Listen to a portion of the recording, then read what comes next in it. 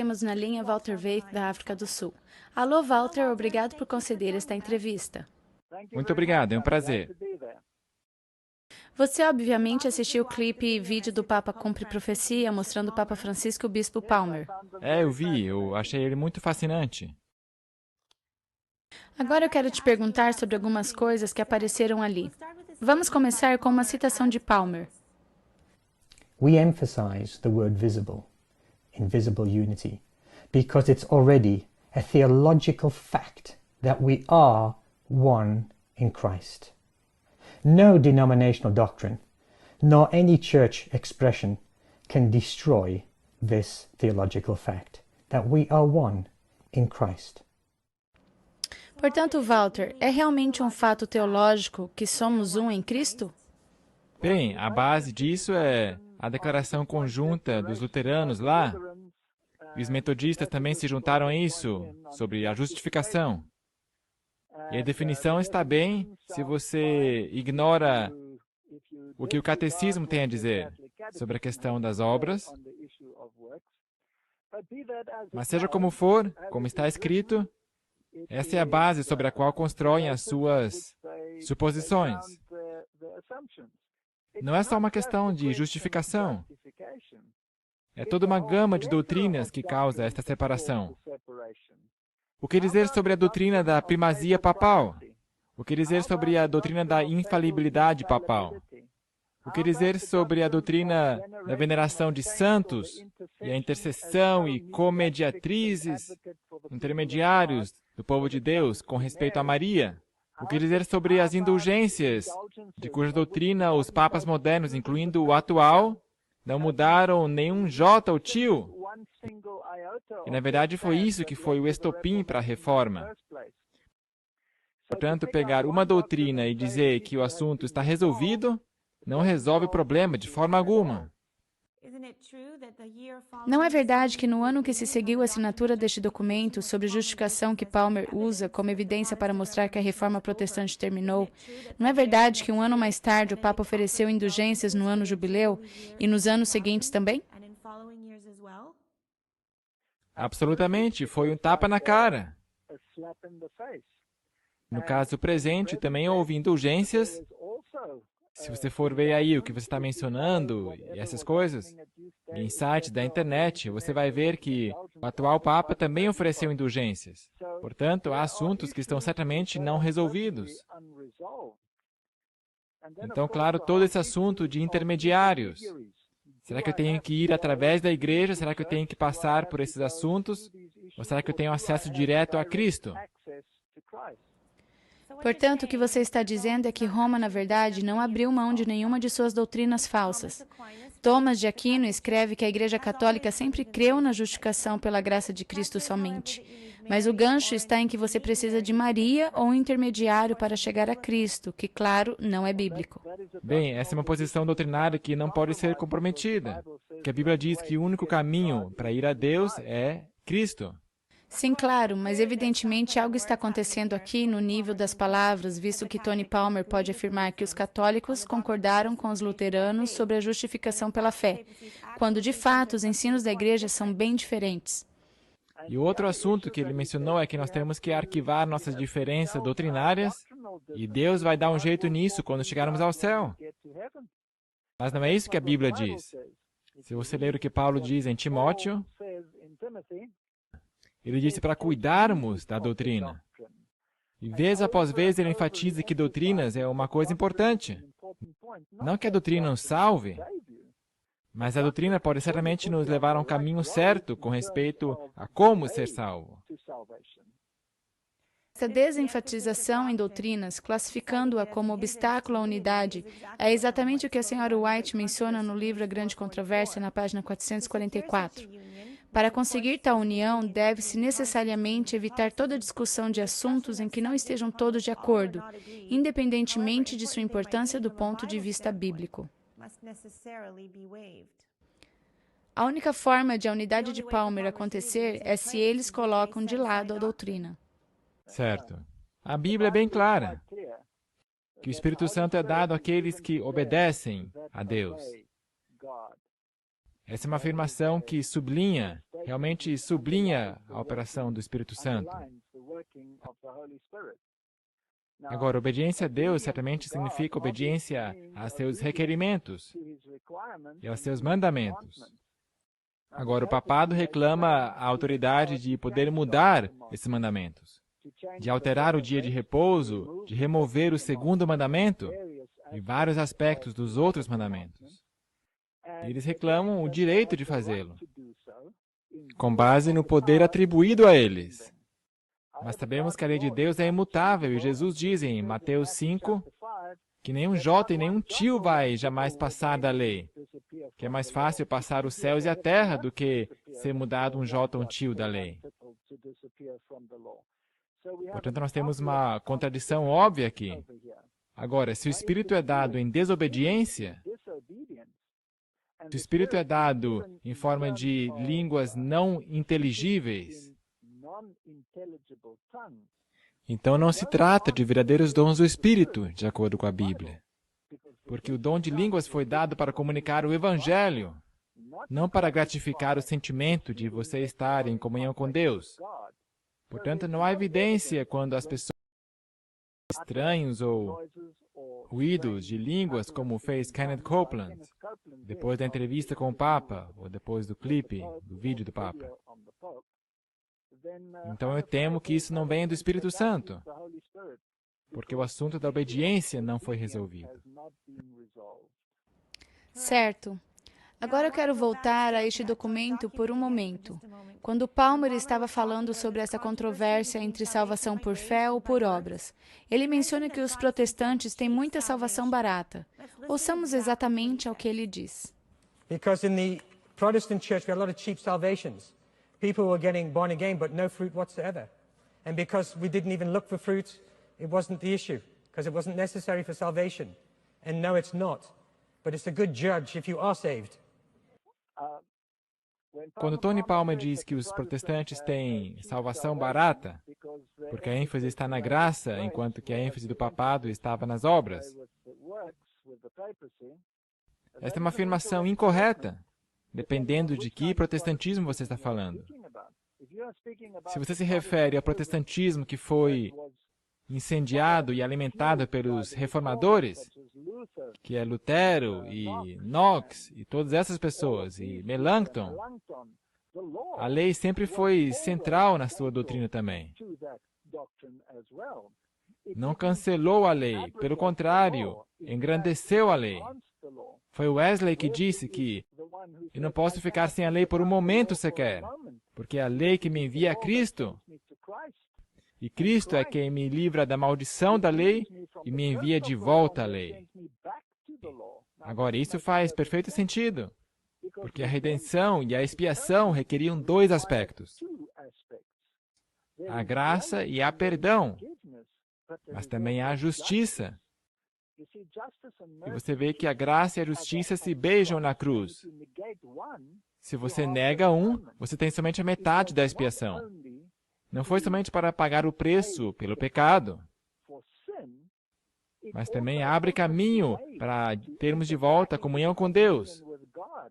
Mas foi a lei quebrada que, na verdade, requeriu a morte do Filho de Deus, para que eu, que estou em transgressão da lei, possa receber vida pelo seu dom e por sua expiação. Portanto, há uma expiação completa em termos de salvação. A graça, a misericórdia e a justiça são componentes iguais e se beijaram na cruz e cumpriram os requisitos. Portanto, o que você está dizendo é que os reformadores se diferenciavam da Igreja Católica em vários níveis. A forma como Palmer o apresenta faz parecer como se ele fosse o único que protestou e que o seu único ponto foi salvação pela fé somente. A multidão aceitou a versão de Palmer da história. Você percebe isso com a resposta da multidão. Agora, eu penso que a multidão foi embalada num certo senso de segurança, por se apoiarem nesse movimento da renovação carismática. A doutrina foi totalmente arquivada. Como diz Palmer, a gente pode resolver isso lá no céu. Mas não podemos. Aqui Jesus você está obedecendo. E uma coisa que eles nem consideram é a questão do sábado. Agora, o sábado não é somente uma questão do dia, O sábado é um assunto de lealdade. É uma questão de autoridade. Que autoridade eu aceito na minha vida? E o sábado foi dado para comemorar a criação e para comemorar a redenção. Enquanto que o domingo foi dado por uma razão totalmente diferente. Para poder participar na missa, que é um sacrifício repetitivo, que, claro, é outro assunto. Como é que podemos ter união com um sistema que sacrifica a Cristo vez após vez? Na missa, quando a Bíblia diz que Cristo foi sacrificado de uma vez por todas, pela salvação dos pecados. Portanto, não pode haver transigência nesses assuntos. O sábado e o domingo se opõem frontalmente, e é uma questão de autoridade, ou a autoridade da Igreja Católica, ou é a autoridade de Deus. E aquele que criou o sábado também é o Senhor do sábado, que é Jesus Cristo, e ele não a abrogou, como diz Mateus 5, a partir do verso 17. Bem, definitivamente isso está em oposição ao que a Bíblia diz. Unidade só pode existir se concordarmos com a verdade, que se encontra na palavra de Deus. Agora, aqui tem outra coisa que Palmer diz. And if we elevate anything, if we allow anything to cause division among the body, or to stop us from having unity as a body, whatever that thing is, whether it be a doctrine or an expression, or some form of service, then we elevate that thing that causes us to be divided higher than the cross itself. There is nothing higher than the torn body of Christ on the cross, and that's what makes us one. Not our doctrines, not our traditions. The body of Christ, torn, separated, that we may be made one. Bem, acho que ele se refere aqui ao corpo da igreja, que está dividido em diferentes facções. Mas sobre que Cristo estamos falando aqui? Estamos falando do Jesus que precisa de intermediários para que possamos então alcançar o Pai? Ou estamos falando acerca de Jesus que é o único mediador e ninguém vem ao Pai exceto por Ele? Esses são assuntos que não podem simplesmente ser varridos para baixo do tapete. Então, assumir que só porque todo mundo aceitou a renovação carismática, somos todos um agora. Ok, vamos transitar para algumas das outras coisas que Palmer disse. Pope Francis and I have covenant together, made covenant to work together for the visible unity of Christians. He asked me and consecrated me to be a bridge for the promotion of Christian unity. Our sin, common to all, is that we do not allow our unity in Christ to be visible to those around us. Certo. Ele quer uma união visível. Ele quer que a igreja possa falar com uma voz unida. Mas se você leva a Bíblia a sério, se você leva esse assunto a sério, então como que a luz e as trevas podem andar juntas na mesma rua?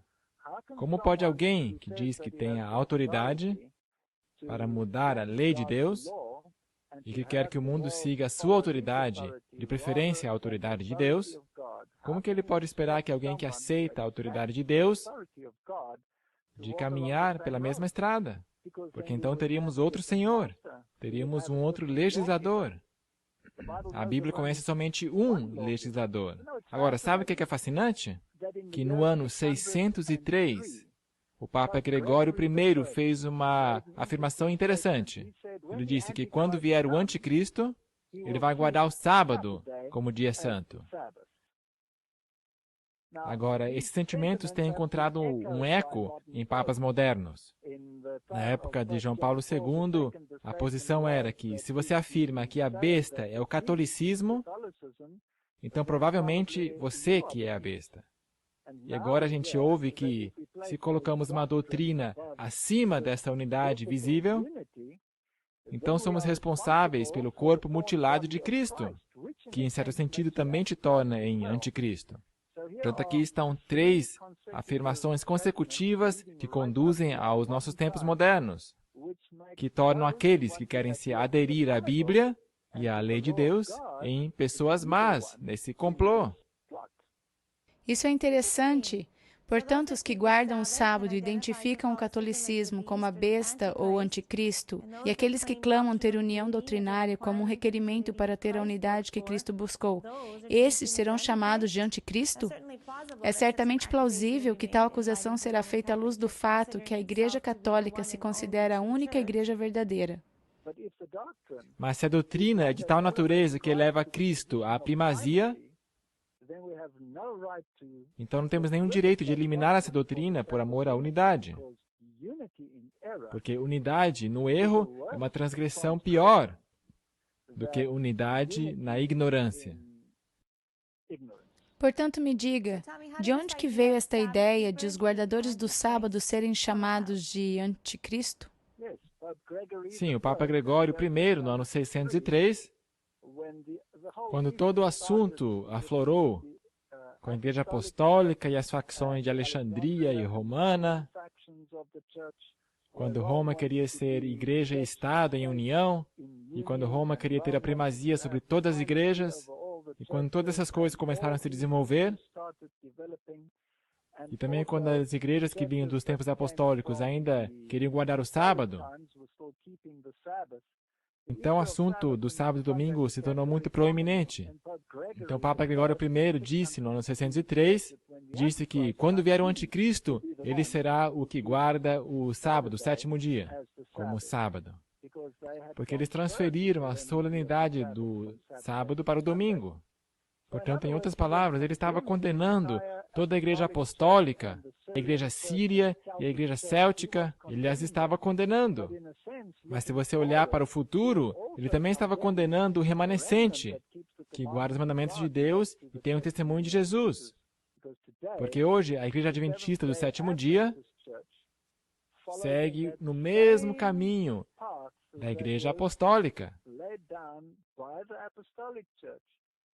E, num certo sentido, como guardadores do sábado, eles iriam cair nessa categoria, sendo rotulados como pessoas que são anti, ou seja, contra Cristo, e estão usando o assunto da unidade para precipitar esta situação. Portanto, qualquer doutrina que impede a unidade do corpo não deve ser tolerada. Exatamente. Portanto, a única unidade que você tem seria a renovação carismática, porque o Espírito Santo é dado a todos, não importando a era em que você prega. Agora, essa é uma tríplice união entre protestantismo, catolicismo e espiritismo, porque o Espírito Santo é dado àqueles que obedecem e não àqueles que mudam a lei de Deus e são desobedientes à lei de Deus. Então, esse é um espírito espiritualístico e não o Espírito de Deus, porque o Espírito de Deus não pode testificar contra si mesmo. Então vamos ouvir uma outra frase de efeito que Palmer apresentou: racismo espiritual. We may be living officially in a post-Protestant era, but many Christians today continue to suffer from spiritual racism. This is the sin. This is the sin against the cross. The cross unites, but spiritual racism divides. It aims to divide that which Christ in his own torn body united. Poderia ser racismo espiritual a acusação que será proclamada contra aqueles que não concordam com os ensinos da Igreja Católica? Eu assumo que isso é bem possível. É interessante que Palmer disse que ele veio da África do Sul. E ele usa esta analogia da apartheid para mostrar quão ofensivo é esse tipo de doutrina. Mas ele está ali entrando no assunto político. É ofensivo, correto? Mas no âmbito espiritual, estamos lidando com a primazia e a autoridade e também a dignidade de Deus versus a do homem. Esse é um assunto totalmente diferente. Esse aí é um nível teológico, não um nível político. O que você acha da citação onde ele diz que o primeiro passo contra o racismo espiritual é abolir a lei que está por trás dele? Bem, ele obviamente está se referindo à lei da apartheid, mas ele pode também estar se referindo à lei de Deus. Porque o ponto que vai causar divisão será a lei de Deus. E se é algo que causa polêmica, ele diz que temos que arquivá-lo e reciclá-lo. Portanto, teríamos que arquivar a lei para resolver esse assunto. Mas, de qualquer forma, a analogia é muito pobre, porque você não pode arquivar a lei de Deus por amor à unidade. Aqueles que querem obedecer à lei de Deus e guardar o sábado, assim serão os vilões nessa história. E que tal esta citação? I introduce the fact that since 1999, the protest of Luther is over. And therefore, we are now living in a post-Protestant era. Because in 1999, the Roman Catholic Church and the Protestant Lutheran Church signed an agreement that brought an end to the protest. Brothers and sisters, Luther's protest is over. Is yours? In 1999, this was signed by the Lutheran Church, the Federation Worldwide. Later, about 5 years later, the Worldwide Methodists signed the same agreement. Bem, porque nenhum dos assuntos que nós listamos aqui foram resolvidos. Nenhum deles. Desde a primazia papal até a mudança na lei de Deus. Nenhum desses pontos foi resolvido. Enquanto eles se aferrarem à sua doutrina, e de acordo com o Papa anterior, que ainda está vivo, nenhuma doutrina jamais foi mudada no Segundo Concílio do Vaticano. Nenhuma doutrina com respeito à Igreja, nenhuma doutrina com respeito ao Concílio de Trento, nenhuma foi mudada. Então, tudo o que aconteceu foi que os protestantes foram levados a acreditar que houve mudança. Sim. E o que dizer da citação de Palmer? Diversidade é divina, divisão é diabólica. Ele cita Efésios, que diz que não há divisão em Cristo. Quando o assunto é verdade, se você tem que sacrificar a verdade por amor à unidade, então que haja guerra. Isso soa como Lutero. E também é isso que diz o Espírito de Profecia. A Sra. White diz a mesma coisa. Você não pode sacrificar a verdade por amor à unidade. Porque se você sacrifica a verdade, você está outra vez sacrificando a Cristo. Porque Ele é o caminho, a verdade e a vida. E o que dizer das frases do Papa quando ele fala sobre o pecado que nos separou? Bem, ele provavelmente está falando sobre os assuntos com respeito à reforma, se referindo a acusações de um contra o outro. Agora, francamente, os dois lados foram responsáveis por executar pessoas que não estavam de acordo com as suas doutrinas e com os seus assuntos, tanto o lado protestante como os católicos. Porque esta era a forma de procedimento nesta idade. Talvez ele está se referindo a esse assunto. Mas eu iria, de preferência, enfatizar o que é o pecado. O pecado é a transgressão da lei. E se o pecado é a transgressão da lei, então quem que é o verdadeiro transgressor nesse assunto?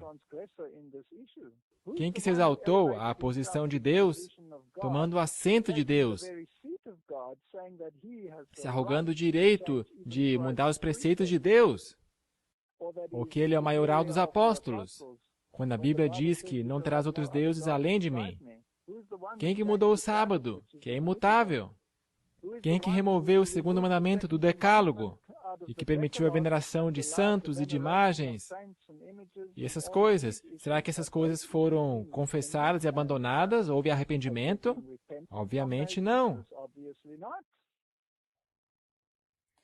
E a analogia que o Papa Francisco usa sobre José e seus irmãos? Ele parece estar se retratando como José do Egito na história da comida. E Palmer toma vantagem disso e diz: nós, não católicos, estamos famintos por pão. Obviamente, o Papa Francisco pensa que ele tem o pão de que precisamos. E Palmer vai ainda mais longe, dizendo que o pão é secundário, vindo depois da Irmandade. Isto não é blasfêmia? Porque pão representa Jesus e a palavra de Deus. De fato, eu achei isso bem fascinante. Quando o próprio Papa faz esta analogia, ele a faz um pouco diferente. Mas, apesar disso, a impressão é criada que ele é José, nesta analogia. E se ele é José, José foi um tipo de Cristo. Então, ele está se elevando a essa posição também. E além disso, aqueles que estão vindo a José não têm pão. Mas há pão no Egito, que implica que somente nesta união vai rolar pão e o pão será repartido. Mas Jesus é o pão da vida. E a grande pergunta é quem que tem a Jesus como central no seu credo, na sua doutrina, como único meio para a salvação, sem nenhuma ajuda intermediária de bispos, sacerdotes e magistérios. Obviamente, temos uma grande crise aí. E quando ele diz que o pão é secundário à irmandade, parece que ele quer dizer que a palavra de Deus e Jesus são secundários à fraternidade. Ou seja, é isso que tem acontecido todo esse tempo de qualquer forma. Desde que você começou a pregar, tem havido um ataque à autoridade de Jesus Cristo. E aqui estão eles claramente falando que a palavra de Deus e Jesus, como o pão da vida, não são tão importantes como a unidade, o corpo de Cristo. Porque a Bíblia diz que nós temos que comer o rolo. Em outras palavras, a palavra que nos divide é inimiga, mas as igrejas católicas sempre usaram a palavra como sua inimiga, e mais tarde alegando que é a versão protestante da palavra que é sua inimiga. Agora, esse assunto foi resolvido, porque o protestantismo está bem contente em ter aceitado as versões alexandrinas e não o texto recebido. Uau! E é mais do que provável que alguma das mudanças das versões modernas da Bíblia contribuíram para esta fome por pão que Palmer pensa que o cristianismo está passando. Se as doutrinas são diluídas e Jesus é removido de tantas versões, não é de admirar que eles não tenham discernimento quanto o assunto é unidade. Agora, o Papa falou outra coisa fascinante. Sabemos que em 2007, o Papa Bento aprovou um documento que diz que a Igreja Católica Romana é a única igreja verdadeira, enquanto que todas as igrejas não católicas são simplesmente comunidades eclesiásticas. Ele chega ao ponto de dizer que outras comunidades cristãs são ou separatistas ou não são verdadeiras igrejas e que o catolicismo oferece o único verdadeiro caminho à salvação. Mas agora, 7 anos mais tarde, o Papa está fazendo muito fácil os evangélicos voltarem à Igreja-mãe. Ele facilitou para eles para que não pensem que estão voltando para casa como filhos rebeldes. Não. Agora não tem que se submeter à mãe. É como se ele lhes permitisse dizer que se encontram no meio, que ninguém está indo para casa. In my last meeting with Pope Francis, we made a short video on my iPhone, and to give us a personal call to unity. A unity which he told me was not uniformity, but a meeting of diversity. In fact, he said to me, no one is coming home. We are journeying, we are pilgrimaging towards each other, and we will meet in the middle. He was adamant in making it clear to me that no one is coming home, but we are meeting in the middle, we are journeying towards each other. Isso parece ser o oposto do que Bento disse. De fato, é o oposto do que Francisco, ou melhor, do que Bento disse. Mas, deixe-me repetir, é comendo que se prova o pudim. Se encontrar no meio do caminho quer dizer abandonar aquelas doutrinas que causaram a separação em primeiro lugar. E não vejo nenhuma possibilidade de Roma fazer isso. Portanto, são meras palavras. Não pode estar baseado na verdade. Se encontrar no meio do caminho é um assunto de abrir mão, mas é um abrir mão sem mudança de doutrina, somente com uma mudança de atitude da parte do papado.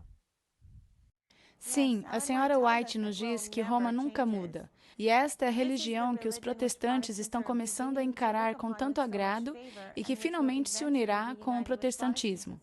Esta união não será, porém, efetuada por uma mudança no catolicismo, pois Roma não muda. Ela declara possuir infalibilidade. É o protestantismo que mudará. A adoção de ideias liberais, de sua parte, o conduzirá ao ponto em que possa apertar a mão do catolicismo. Portanto, não será Roma que vai largar mão de algo, são os evangélicos que vão percorrer todo o caminho em direção a Roma, certo? Não pode haver um encontro no meio. Serão os protestantes que vão ter que percorrer todo o caminho. E é interessante, é claro, que é eles que estão descendo ao Egito. Sim, achei isso interessante também. Agora, Palmer perguntou como podemos viver como protestantes em uma era pós-protestante.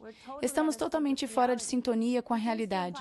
Ele parece implicar que temos que acordar para isso. Exatamente. É claro, depende de qual é a tua definição de protestantismo. Se a tua definição está baseada no aspecto negativo de um protesto, então eu iria concordar com ele que os protestos de fato acabaram. Porque mesmo quando ele distribuiu indulgências, e quando o Papa anterior distribuiu indulgências, praticamente não houve nenhum pio. Agora, se nos referimos ao protestantismo como protestare, pelo testamento, então eu temo que haja outro assunto aqui. Porque não podemos abrir mão da palavra de Deus para satisfazer qualquer pessoa. Não pode haver transigência quando se trata de erro. Palmer disse que ele veio no espírito de Elias, como o fez João Batista, para preparar o caminho do Senhor, para trazer o coração dos pais aos filhos e dos filhos aos pais. Quando Palmer diz isso, eu tenho a clara impressão que ele está se referindo ao Papa como pai. Qual exatamente é a mensagem de Elias? A mensagem de Elias não é uma mensagem de unidade no erro, isso é certo. Na verdade, a mensagem de Elias é: saí dela, povo meu, para que não sejais participantes de seus pecados e para que não recebais as suas pragas. A mensagem de Elias é: preparai o caminho para o Senhor. A mensagem de Elias é advertir contra a transgressão da lei de Deus.